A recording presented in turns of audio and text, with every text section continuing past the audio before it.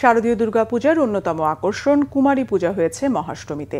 হিন্দু শাস্ত্র অনুযায়ী কুমারী হচ্ছে শুদ্ধতা ও পবিত্রতার প্রতীক। এবার কুমারী পূজায় কুমারী হয়েছেন 6.5 বছর বয়সী লাবণ্য চ্যাটার্জি। কুমারী পূজা উপলক্ষে রাজধানীর রামকৃষ্ণ মিশনে ভিড় করেন শত শত ভক্ত পুণ্যার্থী। রিপোর্ট করছেন আসমা আক্তার নূপুর, ক্যামেরায় ছিলেন মনিরুজ্জামান। শারদীয় দুর্গোৎসবের মহা অষ্টমীতে মূল আকর্ষণ কুমারী পূজা। প্রতি বছরের মতো রাজধানীর রামকৃষ্ণ মিশন মন্দিরে এবারও বিশেষভাবে আয়োজন করা হয় কুমারী পূজার। সকাল 11টায় শত শত ভক্ত, পূর্ণার্থী ও দর্শনার্থীদের ঢল নামে মন্দিরে।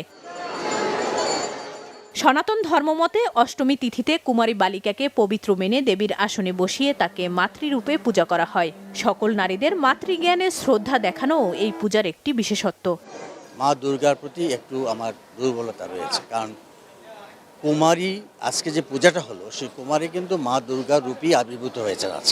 আজকে মানুষ রূপে এই দেবীকে আমরা পূজা দিলাম কেন, তার মধ্যে আমরা দেবী দুর্গাকে দেখতে পাচ্ছি। শারদীয় শুভেচ্ছা সবাইকে, আর সকলের শান্তি চাচ্ছি, দেশের শান্তি চাচ্ছি। কুমারী পূজা করি এটা মাতৃজ্ঞানে, ওনাকে আমরা মাতৃজ্ঞান করি, মায়ের মতো মানি এবং মায়ের মতো মর্যাদা দেই।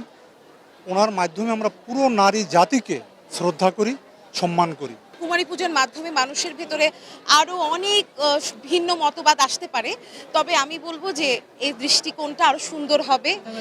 নারীদের সম্মান দেখাতে দুর্গার একটি রূপ হিসেবে 6 থেকে 16 বছরের এক কুমারীকে বসিয়ে মাতৃরূপে এই পূজা করা হয়। এবারের কুমারী 6.5 বছর বয়সী লাবণ্য চ্যাটার্জি। কুমারী পূজায় তার শাস্ত্রীয় নাম মালিনী। বয়স অনুসারে দেয়া হয়েছে এই উপাধি।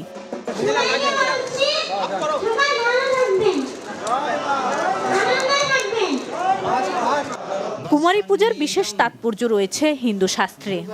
সনাতন ধর্মের যে দুর্গাপূজার অনুষ্ঠান, সেই দুর্গাপূজার অনুষ্ঠানে অনেক জায়গাতে কুমারী পূজাও অনুষ্ঠিত হয়।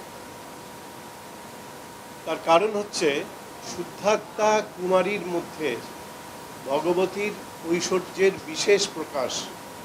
এটা শাস্ত্র আমাদেরকে বলে দিয়েছে। সেই শাস্ত্রবিধান অনুসরণ করে আমরা এই আমাদের রামকৃষ্ণ মঠ ঢাকায় 100 বছরেরও বেশি সময় ধরে এই কুমারী পূজার অনুষ্ঠান করে চলেছি দুর্গাপূজার সময়। পূজাকে কেন্দ্র করে রামকৃষ্ণ মিশন মঠ ও মন্দিরে যেন কোনো বিশৃঙ্খলা না ঘটে, এই বিষয়ে দর্শনার্থীদের সহযোগিতা চেয়েছেন কর্তৃপক্ষ। 1901 সালে স্বামী বিবেকানন্দ প্রথম কুমারী পূজা প্রবর্তন করেন। এরপর থেকে সব রামকৃষ্ণ মিশন মঠ ও মন্দিরে এই পূজা হয়ে আসছে। শুধু একদিন নারীকে সম্মান জানানোর জন্য এই পূজা যেন সীমাবদ্ধ না থাকে, এমনটা আশা ভক্ত পুণ্যার্থীদের। আসমা আক্তার নূপুর, বাংলা ভিশন, ঢাকা।